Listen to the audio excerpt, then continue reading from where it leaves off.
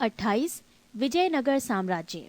विजयनगर साम्राज्य की स्थापना 1336 ईस्वी में हरिहर एवं बुक्का नामक दो भाइयों ने की थी, जो 5 भाइयों के परिवार के अंग थे। विजयनगर का शाब्दिक अर्थ है जीत का शहर।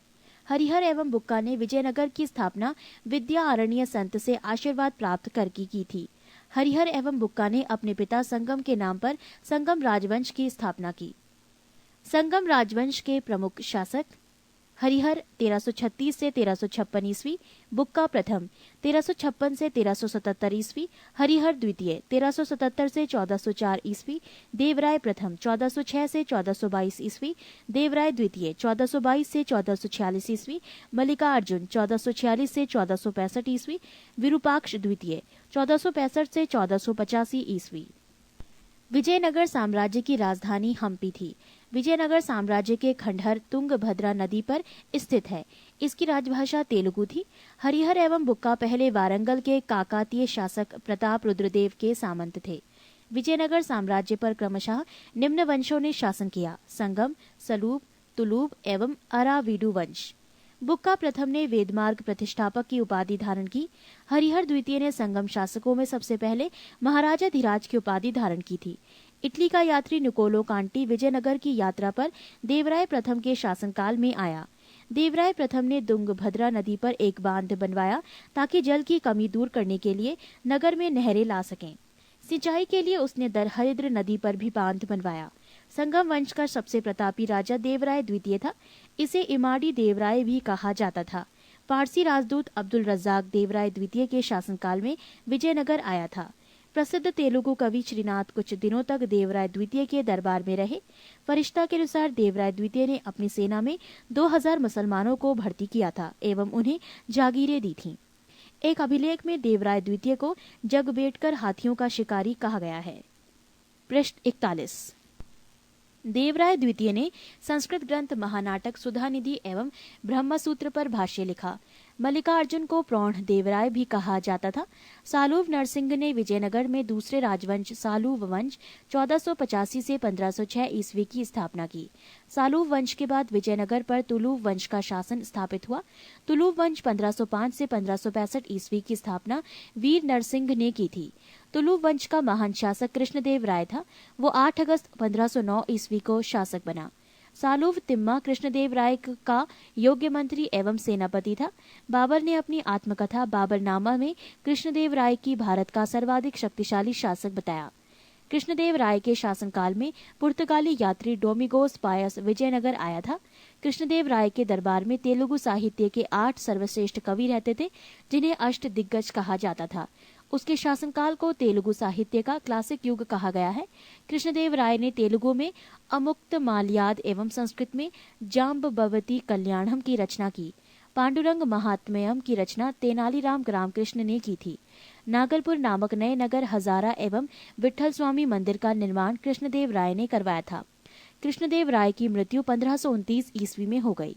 कृष्णदेव राय ने आंध्र भोज, अभिनव भोज, आंध्र पितामह आदि उपाधि धारण की थी। तुलुव वंश का अंतिम शासक सदाशिव था। राक्षसी तंगड़ी या तलीकोटा या बन्नी हट्टी का युद्ध 23 जनवरी 1565 ईस्वी में हुआ। इसी युद्ध के कारण विजयनगर का पतन हुआ। विजयनगर के विरुद्ध बने दक्षिण राज्यों के संघ में शामिल था बीजापुर, अहमदनगर, गोलकुंडा एवं बीदर। इस संयुक्त मोर्चे का नेतृत्व अली आदिल शाह कर रहा था। तालीकोटा के युद्ध में विजयनगर का नेतृत्व राम राय कर रहा था। विजयनगर के राजाओं और बहमनी के सुल्तानों के हित 3 अलग अलग क्षेत्रों में आपस में टकराते थे। तुंगभद्रा के दोआब में, कृष्णा गोदावरी के कछार में और मराठावाड़ा प्रदेश में। तालीकोटा युद्ध के बाद सदाशिव ने तिरुमल के सहयोग से पेनुकोंडा को राजधानी बनाकर शासन करना प्रारंभ किया। विजयनगर के चौथे राजवंश अराविडु वंश 1570 से 1672 ईस्वी की स्थापना तिरुमल ने सदाशिव को अपदस्थ कर पेनुकोंडा में किया। अराविडु वंश का अंतिम शासक रंग तृतीय था। अराविडु शासक वेंकट द्वितीय के शासनकाल में ही वोडेयार ने 1612 ईस्वी में मैसूर राज्य की स्थापना की थी। विजयनगर साम्राज्य की प्रशासनिक इकाई का क्रम घटते हुए इस प्रकार था: प्रांत मंडल, कोट्टम या वलनाडु जिला, नाडु मेला ग्राम 50 ग्राम का समूह, उर ग्राम। विजयनगर कालीन सेना नायकों को नायक कहा जाता था। ये नायक वस्तुतः भू सामंत थे, जिन्हें राजा वेतन के बदले अथवा उनकी अधीनस्थ सेना के रखरखाव के लिए विशेष भूखंड दे देता था, जो अमरम कहलाता था। आयंगर व्यवस्था। प्रशासन को सुचारू रूप से संचालित करने के लिए प्रत्येक ग्राम को एक स्वतंत्र इकाई के रूप में संगठित किया गया था। इन संगठित ग्रामीण इकाइयों पर शासन हेतु 12 प्रशासकीय अधिकारियों की नियुक्ति की जाती थी, जिनको सामूहिक रूप से आयंगर कहा जाता था। ये अवैतनिक होते थे। इनकी सेवाओं के बदले सरकार इन्हें पूर्णतः लगान मुक्त एवं कर मुक्त भूमि प्रदान करती थी। इनका पद आनुवांशिक होता था। वो इस पद को बेच या गिरवी रख सकता था। ग्राम स्तर की कोई भी संपत्ति इन अधिकारियों की इजाजत के बगैर ना तो बेची जा सकती थी और ना ही दान में दी जा सकती थी। पृष्ठ 42। कर्णिक नामक अयंगर के पास जमीन के क्रय विक्रय से संबंधित समस्त दस्तावेज होते थे। विजयनगर साम्राज्य की आय का सबसे बड़ा स्रोत लगान था। भू राजस्व की दर उपज का 1/6वां भाग था। विजयनगर आने वाला प्रमुख विदेशी यात्री निकोलो कोंटी, देश इटली, काल 1420 ईस्वी, शासक देवराय प्रथम। यात्री अब्दुल रज्जाक, देश फारस, काल 1442 ईस्वी, शासक देवराय द्वितीय। यात्री नूनीज, देश पुर्तगाल, काल 1450 ईस्वी, शासक मल्लिकार्जुन।